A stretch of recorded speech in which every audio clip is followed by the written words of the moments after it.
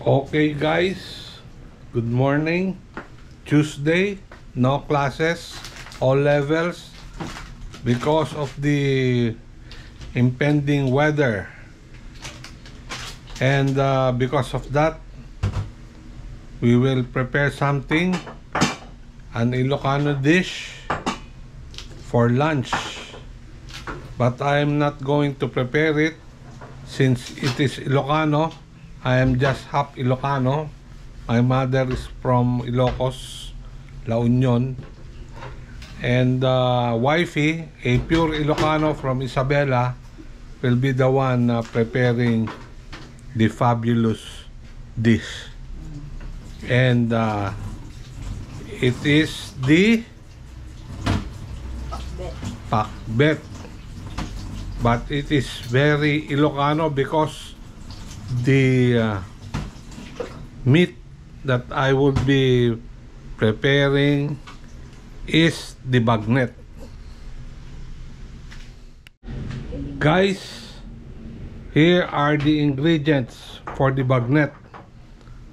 All are Ilocano because yesterday my sister with their families came from Ilocandia, Ilocos Norte, Ilocos Sur, and La Union. They got these veggies, so as the ingredients, here are they.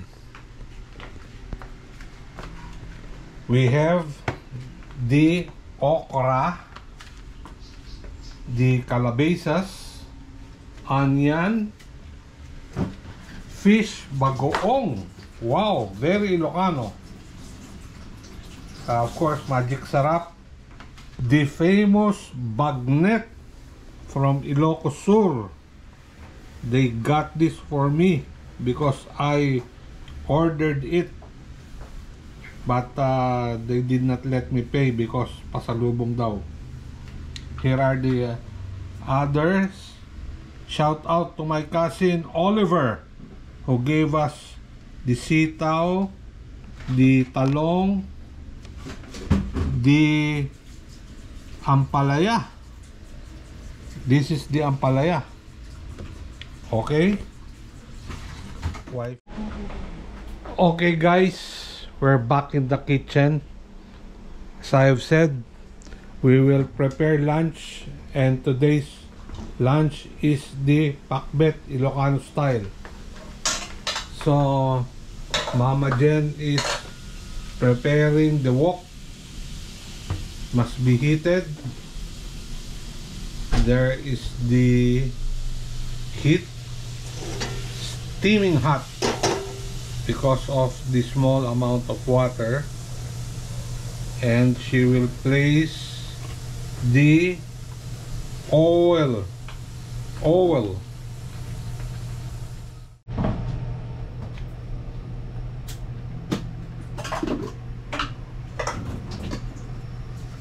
She will now saute the aromatics, starting off with the garlic bawang. She lowered the temperature, brownish conditions, then place the onion, red onion from Ilocandia. Then the tomato, additional tomato. You can see her fine cooking skills. There's the aromatics plus the tomato. He is continuing the sauteing. Very hot saute. Pressing the tomato,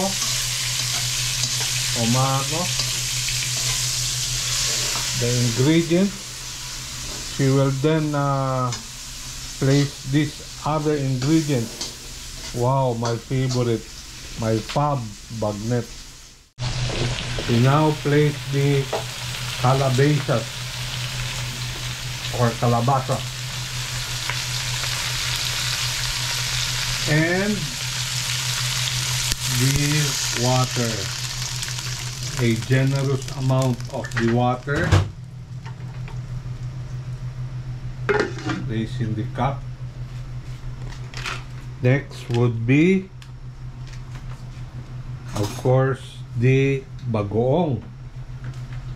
The bagoong Ilocano or fish from Pangasinan pa yan. There's the bagoong. Wow, maalat. Attention, arthritis. Patay na naman tayo sa arthritis nito. Okay, for the update, the veggies.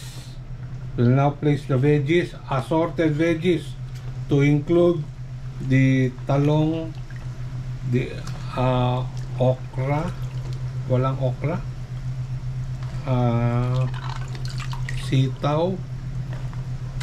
Parang ang dami nito sa... Shout out again to my cousin Oliver. Thank you very much for the veggies. There's the other, the okra and chili. She's mixing it up. Huh? Finally, the bagnet as toppings daw. I will be the one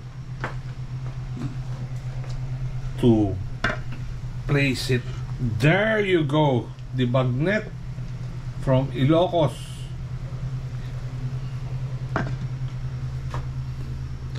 We will update you later. Okay guys, update on the bagnet, on the bagnet ako ng bagnet, on the pakbet.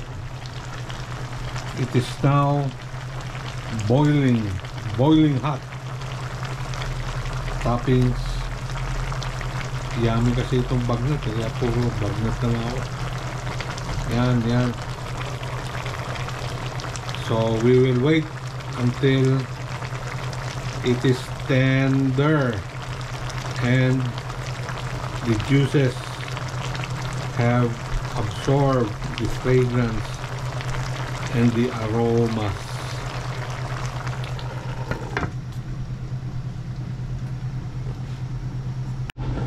Okay, we will test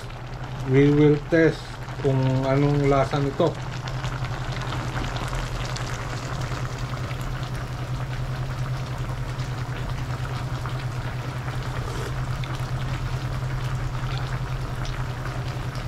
Grabe ah. Galing talaga ni mama.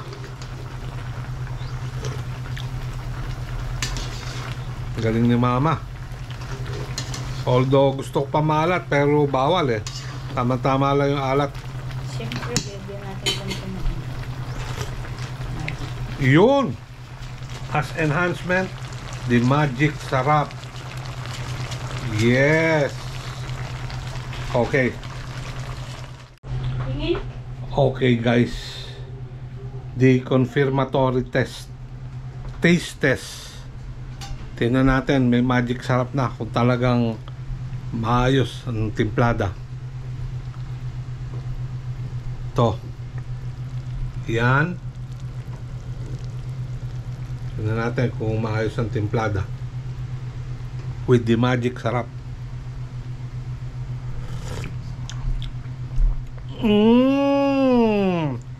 The best.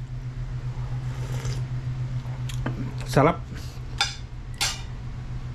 Pero re-regulate ko lang yung kain, don't worry. Especially do sa cardiologist ko, shout out. Medya lang kain ko nito. Pero veggies okay lang.